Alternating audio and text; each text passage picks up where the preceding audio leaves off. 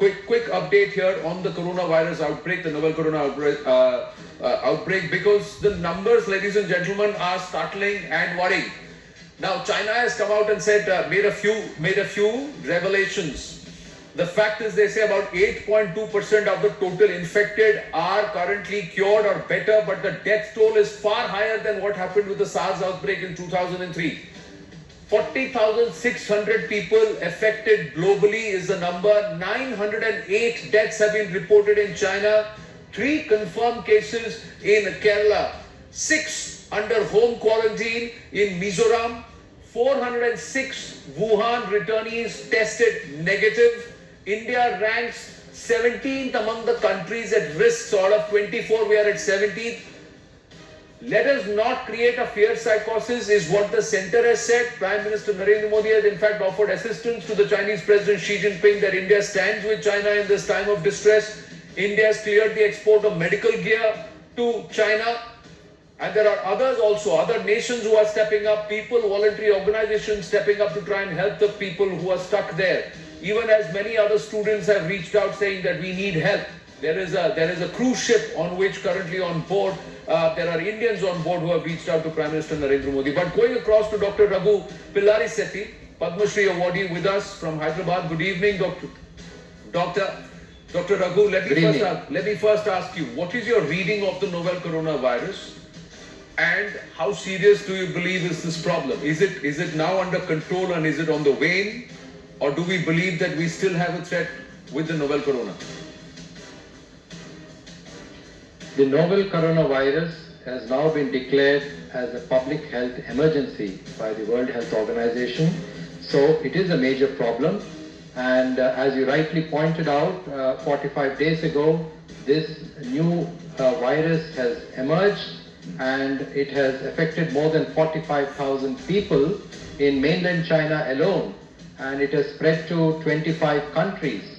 And it has killed 900 people. And just yesterday, nearly 97 people died of this virus in China alone. And 2 people have died overseas, outside of China, that is in Hong Kong, 1 death, and in Philippines. Yes. So it is a major problem, and the problem is, by the time this was identified in Wuhan, several million people have gone out of the city. So it's very difficult to contain this. Although China is working on a war footing, in fact, there have been 2 hospitals for this, and they're doing everything under the capacity to contain this virus. Unfortunately, this is now a global problem. And India has done the right thing, and it has acted very briskly by bringing 650 students from Wuhan in 2 separate flights. And fortunately, they followed all the protocols, they were quarantined, and they were all tested negative, very fortunately. Right. But in Kerala, yes, 3 people have been affected and they are found to be But doctor, stable. tell me, do you agree with the early analysis, because of limited time, so I'm just pushing this question through, Doc, that earlier they said that Yes. it's not as fatal, or the mortality rate is not as high, fatality rate is not as high as it was with the SARS virus. Now, with more than 40,000 people affected, more than 980 deaths, are experts willing to change their view, or do you still hold the view that this virus is not as lethal as SARS or the MERS strain? Yeah, currently it is not as lethal as SARS. The reason is, although 45,000 people have been affected, 900 people died. That makes it about 2.5% mortality. Whereas SARS, which has been around for about 2 decades, has affected more than 10,000 people with a mortality of about 10%. And there is a Middle East respiratory syndrome, that is MERS, which is much more lethal with a mortality of about 35%. So I think at the moment we shouldn't be panicking, and I think there's a fine line between creating awareness or advocacy and scaring people. I think we should not be scaremongering, and I think we should be calm and composed. And I'd like to echo a very pertinent point which has been mentioned by the WHO chief yesterday, Dr. Pedros, and he said, I would like to see that there is financial solidarity, human solidarity, and scientific solidarity in the world. Right. And any breach of this solidarity will mean that the virus has won in this war. So I think we have to deal with it, and I think we have to ensure that we take adequate precautions. Personal hygiene is very important. Right. Frequent hand washing for at least 20 seconds, and cough hygiene, where people should use a handkerchief, and there must be a social distance of about at least 3 feet. Right. People should wear a mask. If they think that they have symptoms, they must report to a doctor.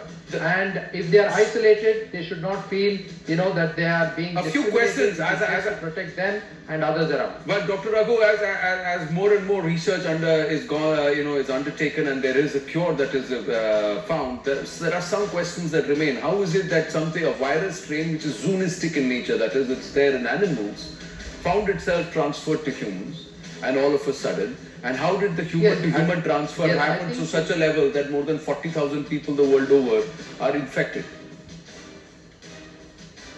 Yes, the coronavirus actually resides in humans and in certain animals like bats, cats, camels, and fish. In fact, in Wuhan, where this was first, where this virus first surfaced, it was actually a fish market. And that is where this surfaced. And I think if you go back many years ago, when SARS was, came out in 2002, 2003, that was again the source, the animal source.